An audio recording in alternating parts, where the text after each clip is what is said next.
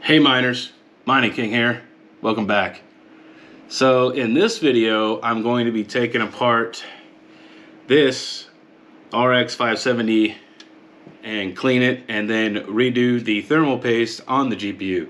So I figured I'd do a video on this, because maybe there's some new miners out there who have never done this before. So I figured this would be a good, learning experience. So let's get right into it.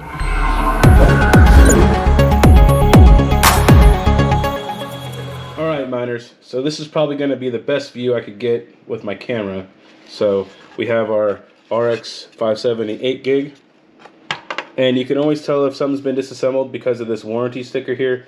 If this has been punctured or tampered with or removed, usually that means the GPU has been disassembled at some point in its life. You're also going to need some Q-tips. You're also going to need 99% isopropyl alcohol. You could use 70%, but I would rather go with something that's going to evaporate very, very quickly.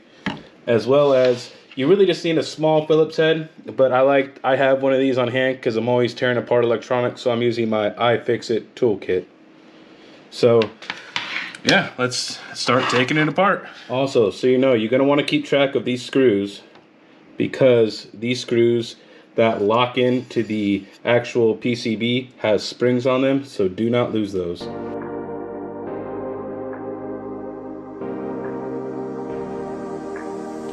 Note, you're also going to want to be extremely careful with this fan connector. Do not pull on the cables, because you will strip these out. You will ruin the wires, and yeah, your fans won't work no more. Usually I would take this off, but this connector is being too difficult, so I don't need to take it off, so I'll just continue to disassemble the GPU.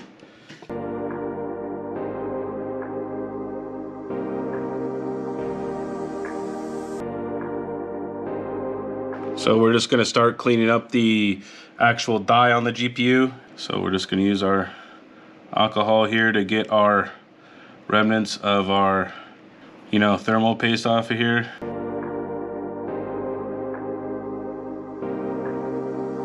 So as you can see, the 99% alcohol, it dries pretty quick. So I don't spend too much time unless it's really, really dirty, which this one's pretty clean. So this is where your thermal pads were, so there may be some bleeding from the pads onto the board. Might look like grease stains, sort of. So as you can see, it's not too dirty anymore. It's pretty clean. So with GPUs, I usually don't spend that much time cleaning them super. I just try to get the majority of the gunk off, because you're mining, they're gonna get dirty very soon anyways. I don't get too, needy, greedy. I don't get too detailed on the cleaning because GPUs do get cleaned pretty often, so I'm not super picky about it, but I do try to clean as much as I can, as fast as I can. I don't want to spend too much time on all these details because it's just going to be back there in a week or so, so there's no point in really doing, a stand-up job on this, because you'll just be back doing it again. So now we're cleaning the fan housing. So right now we're doing the housing on this right now. So now we're going to do the blades. The blades are going to be what you're going to be paying attention to the most, because obviously that's what moves the air, so they're going to be the dirtiest. So it's easier when it's on its back like this, and then you just rotate each little fin, clean them off. As you can see, they got a good amount of, gunk off there. So we're going to dip the other side, and we're going to do the other blades over here. So this doesn't take too long. It only takes as long as you want it to take. So depending upon your detail, you may spend a lot of time doing this. So it's up to you and what quality you want to do. To me, I'm just going to be cleaning these things in, in another year. I take my GPUs apart about once a year to thoroughly clean them. So to me, it doesn't make sense to, sit there and get really detailed on the cleaning. So now we're going to clean the actual, cooler on there. And there's obviously a lot of excess thermal paste on here. So, you could look at all that extra.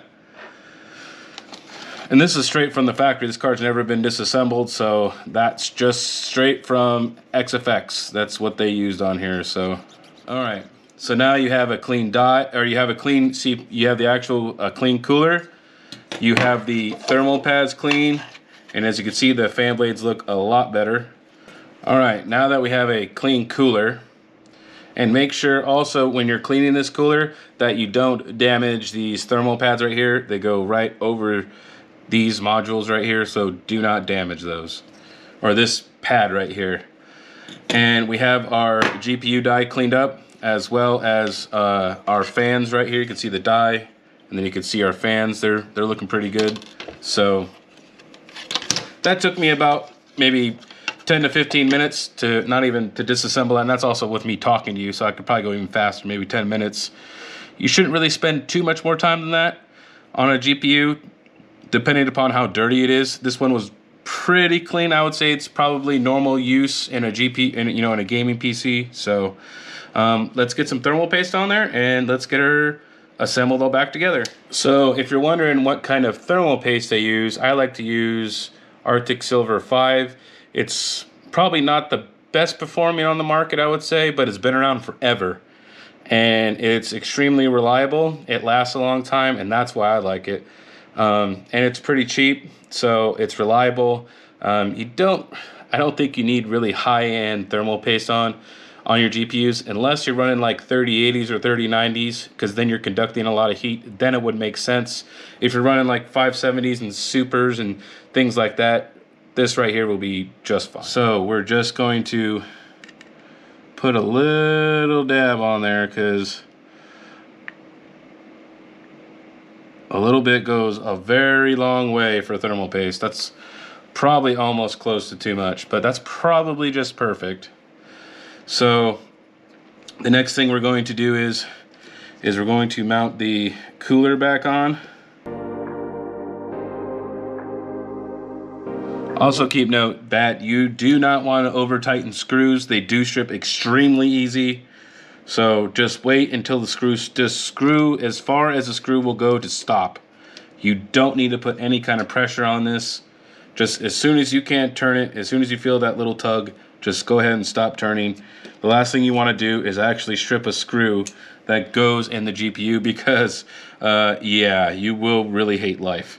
So now that we've got that done, let's go ahead and flip this over and let's get our backplate and PCB all lined up here. So I got the holes just about perfectly matched on. So the easiest way to do this, to get this back on, you get one of your screws, okay, and then you're going to put it in just one side, and then don't turn it all the way yet, and then you're going to want to do the opposite corner, just like a star panel, just like if you're changing a tire on your car or something like that. So it's easier to get them in this way. You do have to press a little on the screws because they do have springs, so they could press, so you do need to press down on the screws a little bit. So don't be afraid to press a little bit to get them back in the hole. Just press down a little bit, give them a few turns. So then you just turn till it stops, till right about to when it stops. Same thing with this one. Come over here, do this one. Do this one. Come back to this one till it stops. Till it stops.